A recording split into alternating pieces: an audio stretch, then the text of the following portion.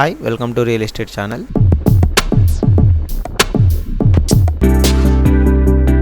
సరే, మనం ఎక్కడున్నాము ఏంటంటానికి నా అభిమానులు వాళ్ళ కేకలు కేరింతలు తెలియని ఉత్సాహాన్ని ఇస్తుంటాయి.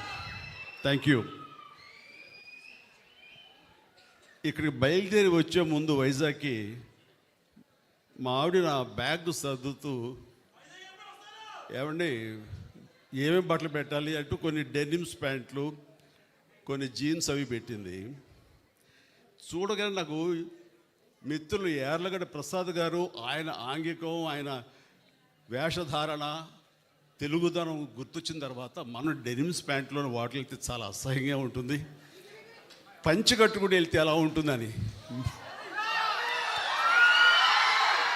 మీరా పంచా ఎప్పుడు కట్టలేదు కదా అంటే నిజమే. నేను ఎప్పుడు ఇలా పంచి కట్టుకుని ఏదైనా ఇంట్లో కూర్చొని పూజ చేసుకుంటున్నానేమో కానీ ఇలా బయట సభలకు వచ్చి ఇట్లా మాస్ పబ్లిక్ ముందు ఎప్పుడు నిలబడలేదు.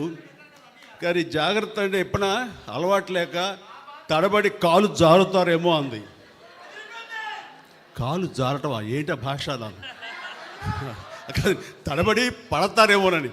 పర్లేదు ఎవరో పక్కన ఉంటే పట్టుకుంటాను అన్నాను. సరే అయితే ఆ రకంగా ఈ రోజున ఇది వేసుకుని వచ్చాను. వచ్చిన దగ్గర నుంచి చిన్న టెన్షను, వెనక ఏదో కొంచెం లూజ్ అయినట్టుంది నాకు, ఊడిపోతుందేమోనని మన కృష్ణదేవరాయలు గారు చెప్తాను. నేను వెళ్ళి వచ్చాము వెనక చూస్తున్న బాబు ఏదైనా జారిపోతే చెప్పి సర్దించుకుంటారని చెప్పేసి. సో అలవాటు లేకపోయినా సరే కొన్ని అలవాటు చేసుకోవడం ఎంత అత్యవసరం, అది ఎంత సంతృప్తినిస్తుంది అనేది అంత ఇంత కాదు. ఈ రోజున ఇక్కడికి వచ్చానంటే కనుక యార్లగడ్డ లక్ష్మీప్రసాద్ గారు, షార్ట్గా వైఎల్పి అనేస్తాం మేము, నాకు చిరకాల మిత్రులు, నాకంటే పెద్దవాళ్ళు, నాకంటే విద్యాధికులు, సరస్వతి పుత్రులు, అన్ని రంగాల్లోనూ ఆయనకి మిత్రులు ఉన్నారు. ఆయనకు విశేషమైనటువంటి ప్రజాభిమానం ఉంది. ప్రపంచవ్యాప్తంగా తెలుగు వాళ్ళు ఎక్కడికి వెళ్ళినా సరే వైఎల్పి గారిని చూసి అభిమానించిన వాళ్ళు, ఆయన చూసి ఆకట్టుకునే వాళ్ళు ఎవ్వరు ఉండరు. అలాంటి అత్యద్భుతమైనటువంటి పర్సనాలిటీ ఆయన. సాహిత్యపరంగా కానివ్వండి, రాజకీయంగా కానివ్వండి, ఏ రకంగా చూసుకున్నా సరే ఆయన ప్రేమతో కానివ్వండి అందరినీ ఆకట్టుకునేంత గొప్ప మనస్తత్వం అయింది. అలాంటి వాడు మా ఇంటికి వచ్చి రావాలి, మా లోక్ నాయక్ ఫౌండేషన్ తరపున మాకు అత్యంత ప్రియమైనటువంటి గురువు కానివ్వండి, పూజ్యులు కానివ్వండి, మీరు ఏమని అనుకోండి, అలాంటి ఎన్టీ రామారావు గారి 28వ పుణ్యతిథి రోజున అంటే వర్ధంతి దినాన ఆయన సెంటినరీ కొనసాగిస్తూ, అలాగే అక్కినేని నాగేశ్వరరావు గారి సెంటినరీ అని ప్రారంభిస్తూ అది కూడా కొనసాగించే దిశగా ఇద్దరు మహానుభావులు, మహానటులు, మహా వ్యక్తులు, మనకు ఆద్యులు, పూజ్యులు, అందులో మీలాంటి వాళ్ళకి మరీ సినీ రంగంలో అత్యంత కావలసిన వాళ్ళు.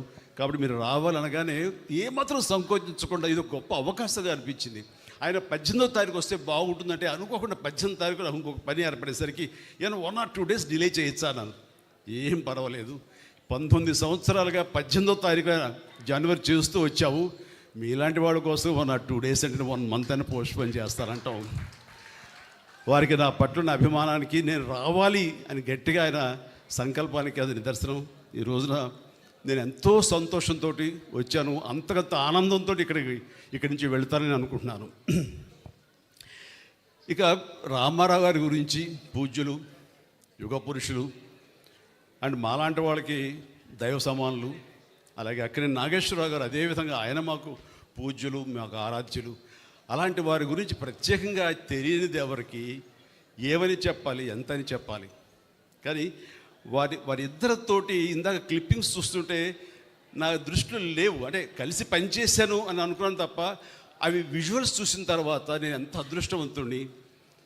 నేను ఈ సమకాలీన సినిమాల్లో కూడా ఉంటూ వారితో పాటు వాళ్ళు హీరోగా ఉన్నప్పుడు నేను తోటి హీరోగానో, చిన్న నటుడుగానో నేను నా యొక్క ప్రస్తావన, నా ప్రయాణాన్ని కొనసాగించాను వారితో ఉన్న ఆ కొద్ది స్పేస్ సినిమాలో నేను తీసుకోవటం అనేది నాకు పూర్వజన్మ సుకృతంగా నటుడుగా నాకు అనిపిస్తుంటుంది. చాలా గొప్ప అవకాశం. ఆ సమయంలో నాకు వాళ్ళతో జరిగే సంభాషణలు మాత్రం షేర్ చేసుకుంటాను. ఇవి ఇంతవరకు ఎప్పుడు బయటకు రాలేదు కాబట్టి కొంచెం వినడానికి బాగానే ఉంటుంది. లేదంటారా, వారిద్దరూ సమంగా ఒకేసారి వచ్చారు ఈ ఫిల్మ్ ఇండస్ట్రీకి. నాగేశ్వరరావు గారు 1 or 2 years ముందు వచ్చి ఉంటే ఆ తర్వాత రామారావు గారు వచ్చారు. నాగేశ్వరరావు గారు పౌరాణిక చిత్రాల ద్వారా ఆయన డెబ్యూ ఫిలిమ్స్ ప్రవేశిస్తే సినిమాల్లోకి ఈయన మన దేశం అని మన రామారావు గారు సాంఘికంలో ఈయన సినిమాల్లో ప్రారంభించారు. అయితే ఆ తదనంతరం within no time Ramarao గారు పౌరాణిక జానపద చిత్రాల్లో ఆయన ఒక బ్రాండ్ అంబాసిడర్ అయితే ఇక నాగేశ్వరరావు గారు సాంఘికంలో ఇక ఎదురులేని తిరుగులేని నాయకుడు ఆయన అయ్యారు. అలాగా ఆదరణ ప్రకారం, ప్రేక్షక ఆదరణ ప్రకారం వాళ్ళ యొక్క గమ్యాన్ని మార్చుకుంటూ వాళ్ళ ఆదరణ ఏ సినిమాల్లో ఏ కథల్లో ఉంటుందో ఆ రకంగా వాళ్ళు కొనసాగిస్తూ ఈ రోజున పరిశ్రమకి 2 నేత్రాలు 2 కళ్ళు అని అనిపించుకుంటున్నారు. మాలాంటి వాళ్ళు ఇంకా ఆరాధనాపూర్వకంగా చూస్తున్నామంటే అది మన తెలుగు కళామ తల్లి చేసుకున్న పుణ్యం. అలాంటి బిడ్డల్ని కనటం, వారి తరపున తరువాత వారితో నటించడం అన్నది నాకు కలిగిన ఒక భాగ్యం. అది రామారావు గారితో నేను చేసిన సినిమా ఎదురులేని మనిషి, తిరుగులేని మనిషి.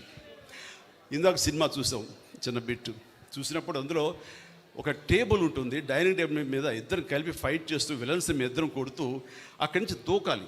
3 అడుగులే కదా అనే ఉద్దేశంతో ఆయన చేయించి పెట్టి ఇద్దరు కలిపి జంప్ చేసి దూకాలి. నేను దూకేశాను. ఆయన ఆగిపోయా, బ్రదర్ ఏమది అన్న, ఏంటి సార్ అన్న, అలా దూకేస్తే అట్లాగా అన్ని డూపులు చేసుకుంటారు, మనం అలా ఊపిస్తే సరిపోతున్నాను. నాకు ఎవరు చెప్పలేదండి. దూకిస్తేనాను 3 అడుగులే కదా అని దూకానన్నాను. లేదు బ్రదర్, ఆర్టిస్ట్ చాలా విలువైన జీవితం. అనుకోకుండా ఏదైనా సంభవిస్తే కనుక, ఏదైనా జరగకుండా జరిగితే టోటల్గా సినిమా ఎంత నష్టపోతారో, ఫైనాన్షియల్ కానివ్వండి, టైం కానివ్వండి, తోటి వాళ్ళ నటినట్లు వాళ్ళ సమయం కానివ్వండి, ఎప్పుడు జాగ్రత్తగా ఉండాలి. సినిమాలో ఏది కనపడదు, మనం చేసామని అనుకుంటారు అని చెప్పినప్పుడు కరెక్టే, కానీ చేయాలని ఉత్సాహం ఉంది, అన్నీ ఒరిజినల్గా చేసేయాలని తాపత్రయం ఉంది, ఆ కుర్రతనంలో ఓకే అని అనుకున్నాను. కానీ అదే 1 year తర్వాత సంఘర్షణ అనే సినిమా చేస్తూ సరిగ్గా 3 అడుగుల ఒక పొలం గట్టు మీద నుంచి విలన్ని తన్నేలాగా నేను ఎక్కి జంప్ చేసి తన్నాను. సరిగ్గా ల్యాండ్ అయ్యాను కిందకి, కాలు మడతపడింది. దాంతో 6 నెలల పాటు షూటింగ్ చేయలే నేను. ఆ తర్వాత లండన్ వెళ్ళాం, లివర్పూల్, అక్కడ మినస్కా స్టేర్ అయిందన్నారు, దానికి ఆపరేషన్ జరిగింది. సో ఎంత నష్టమైందంటే అంత ఇంత కాదు. అందుకని పెద్దలు ఎంత ఆలోచించి చెప్తారంటే, అది మన గురించి మన ఆరోగ్యం ఒక పక్కన పెడితే ఎంతోమంది మన మీద ఆధారపడి ఉంటారు, వాళ్ళందరి యొక్క బాగోగులు దృష్టిలో పెట్టుకుని ఆలోచిస్తారు. అది వాళ్ళ గొప్పతనం. ఆ తర్వాత ఆయనతో కూర్చున్నప్పుడు మామూలుగా ఈవినింగ్ అయ్యేసరికి బజ్జీలు వచ్చేస్తాయి, ఇంత బాసుమతి ఇది వస్తుంది ఇది. ఆ టైంలో ఆయన 2 బ్రదర్ కూర్చోండి అన్నారు. భయంగానే కూర్చుంటాం కదా ఆయన పక్కన. ఆయన ఒక బజ్జీ ఇచ్చారు, తీసుకున్నాను. తిందామంటే ఎక్కడ తినలేము. ఆ సమయం ఆయన ఒక మాట అన్నారు, బ్రదర్ మీరు బాగా అభివృద్ధిలోకి వస్తున్నారు, ఈ సంపాదించిన సంపద అంతా ఇనప మొక్కల మీద పెట్టద్దు, ఏదైనా మంచి హౌస్ కట్టుకోండి, ఆ తర్వాత స్థలాల మీద పెట్టండి, మనల్ని కాపాడేది అదే. మనం ఎక్కువ కాలం ఇక్కడ ఇలాగే ఉంటాము, ఇదే సూపర్ స్టార్ డంతో ఉంటాము, ఇది శాశ్వతం అని మాత్రం అనుకోకండి అని ఎంతో జ్ఞానంతో, ఎంతో జాగ్రత్తతోటి, ముందస్తు చూపుతోటి ఆయన ఇచ్చిన సలహా అంతా ఇంత కాదు. అప్పటిదాకా మంచి కారు కొనుక్కుందామా, ఇందాక మన కృష్ణదేవరాయ చెప్పినట్లుగా అప్పట్లో టయోటా సెరా అని చెప్పేసి తలుపులు పైకి తెరుచుకుంటాయి, వింగ్ టాప్ లాగా, అది చాలా ఫ్యాన్సీ. అలాంటి కార్లు కొనుక్కుందామా, టయోటా కార్లు కొనుక్కుందామని ఇలా ఉండి అనుకుని నేను ఇంకా అది ఆపేసి అక్కడక్కడ స్థలాలు కొనడం మొదలుపెట్టాను. ఈ రోజున నా రెమ్యునరేషన్ కంటే కూడా ఆ స్థలాలే నన్ను నా ఫ్యామిలీని కాపాడుతున్నాయి. అలాంటి గొప్ప సలహాలు ఇచ్చినటువంటి మహానుభావులు దూరదృష్టితో. ఇక నాగేశ్వరరావు గారితో కూడా నేను చేసినప్పుడు మెకానిక్ అల్లుడు, ఆ సినిమాలు చేసినప్పుడు ఆయన ఎంత సరదాగా ఉండేవారంటే, ఆయనతోటి సహా ఈయనతోటి కూర్చుని తినమన్నా తినలేని చిన్న టెన్షన్ ఉండేది. ఆయన అలా కాదు, చాలా ఫ్రెండ్లీగా ఉండేవారు. అంటే ఈవినింగ్ అయ్యేసరికి ఇంటికి రా చిరంజీవి మనం కూర్చుందాం అనేవారు. ఆయనకి కోనియాక్ అంటే చాలా ఇష్టం. అది నేను ఫారిన్ వెళ్ళినప్పుడు ఎక్కడి నుంచి మంచి బాటిల్ కనబడితే ఎక్స్పెన్సివ్ కోనియాక్ ఆయన కోసం తీసుకొచ్చి గిఫ్ట్గా ఇచ్చేవాడిని. అప్పుడు ఆయన తీసుకున్నా నేను పక్కన కూర్చుని ఆయనతో కబుర్లు చెప్తుండేవాడిని. ఆ చెప్పే సమయంలో ఆయన అన్న మాటలన్నీ కొంచెం రొమాంటిక్ టచ్తో ఉంటాయి, చాలా ఇంట్రెస్టింగ్గా ఉంటుందన్నమాట. అట్లాగా ఆయన ఎంత ఈజీగా ఎంత ఫ్రెండ్లీగా ఉంటారంటానికి అంత ఇంత కాదు. ఆ సమయంలో ఆయన చెప్పినటువంటి గొప్ప విషయం ఏంటంటే, రామారావు గారు నేను ఒకే సమయంలో వచ్చాం చిరంజీవి. ఆయన మంచి అందగాడు, ఆజానుబాహుడు, మంచి ముఖవర్చస్తున్నవాడు. అలాంటి స్ఫురద్రూపి ముందు నన్ను నేను చూసుకుంటే ఒకసారి నాకు ఇన్ఫీరియారిటీ కాంప్లెక్స్ వచ్చేది. అది ఒకసారి ఆయనతో కలిసి మేము 14 సినిమాల దాకా చేసాం, చిన్న చిన్న బిట్లు. ఆ టైంలో నన్ను నేను నిలదొక్కుకోవడానికి, నన్ను నేను పెప్పప్ చేసుకోవడానికి, నన్ను సమాయత్తం చేసుకోవడానికి, నేను ఏం తక్కువ కాదు అని అనిపించుకోవడానికి అద్దం ముందు నిలబడి నేను అనుకునేవాడిని, ఆయన ఆజానుభావుడు, నేను ఇంతే, కానీ మానసికంగా నేను చాలా అని అలా అనేవాడిని. అది ఒక స్టైల్ అయిపోయింది, ఒక ఇదే. అలాగే నాకు ఈ కన్ను కొంచెం డ్రూప్ అవుతుండే, కొంచెం ఇలా దాన్ని కాదు అనిపించుకొని ఇలా పైకి లేపేవాడిని. అది నాగేశ్వరరావు స్టైల్ అయింది.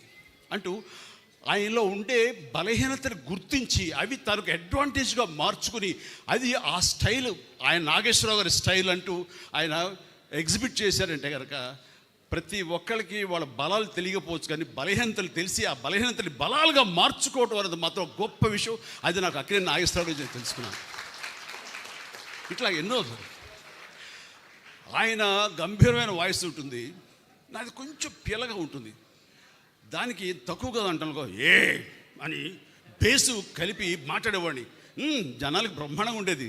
అని అట్లాగా ఆయన నుంచి బలహీనతలు లేనట్టు ఆ యాక్టర్ ఎవరు లేరు. నాలో ఇన్ని బలహీనతలు ఉంటాయి, బట్ యాక్టింగ్ సైజ్ దాంట్లన్నీ ఎలా అధిగమించాలంటే దాంట్లో నిరంతరం ఒక ఎక్సర్సైజ్ చేస్తుంటూ మనం ఎలాగా ఎవాల్వ్ అవ్వాలి, మనం ఎట్లాగా మనం అభిమానం సంపాదించుకోవాలి అనే దాని నిరంతరం మనం ప్రయత్నిస్తే కనుక పైకి రానటువంటి వ్యక్తే ఉండరు. అందుకని మన బలాల కంటే కూడా మన బలహీనతను గుర్తించడం అనేది అత్యంత ఆవశ్యకత, అది అత్యంత అవసరం. దాన్ని ఎలా అధిగమించాలన్నది ఆ తర్వాత ప్రక్రియ. అలాగా నాగేశ్వరరావు గారితో, రామారావు గారితో నేను జీవితంలో ఎన్నో నేర్చుకున్నాను. అండ్ నా అదృష్టం ఏంటంటే అలాంటి మహానుభావులు చెప్పాలంటే తెలుగు చలనచిత్ర పరిశ్రమని ప్రపంచవ్యాప్తంగా గుర్తింపు తీసుకొచ్చారు ఆ రోజుల్లోనే. అలాంటి వారితో కలిసి స్క్రీన్ షేర్ చేసుకోవడం అన్నది నాకు దొరికిన అత్యద్భుతమైన అవకాశం. అలాంటి వారి గురించి ఎంతైనా మాట్లాడచ్చు, సమయాభావం ఉంది కాబట్టి ఇక్కడ నేను ఎక్కువసేపు మాట్లాడలేను. అండ్ ఆ రకంగా ఆ మహానుభావులు ఇద్దరిని ఈ యొక్క సెంటినరీ ఇయర్, శతాబ్ద సంబంధించిన ఉత్సవాల్లో వారిద్దరిని మననం చేసుకోవటం, వారికి మన స్మృత్యంజలి ఘటించడం, ఆ అవకాశాన్ని యాలగడ్డ మన లక్ష్మీప్రసాద్ గారు నాకు అందివ్వడం అనేది నా పూర్వజన్మ సుకృతిగా భావిస్తాను. చాలా చాలా మనస్ఫూర్తిగా థ్యాంక్ యూ సార్, మనస్ఫూర్తి థ్యాంక్ యూ. ఇక ఈరోజు నా సన్మాన గ్రహీతలు ముఖ్యంగా నా చిరకాల మిత్రులు, నాకంటే వయసులో పెద్దే కదా కాబట్టి గౌరవం ఇవ్వక తప్పదు.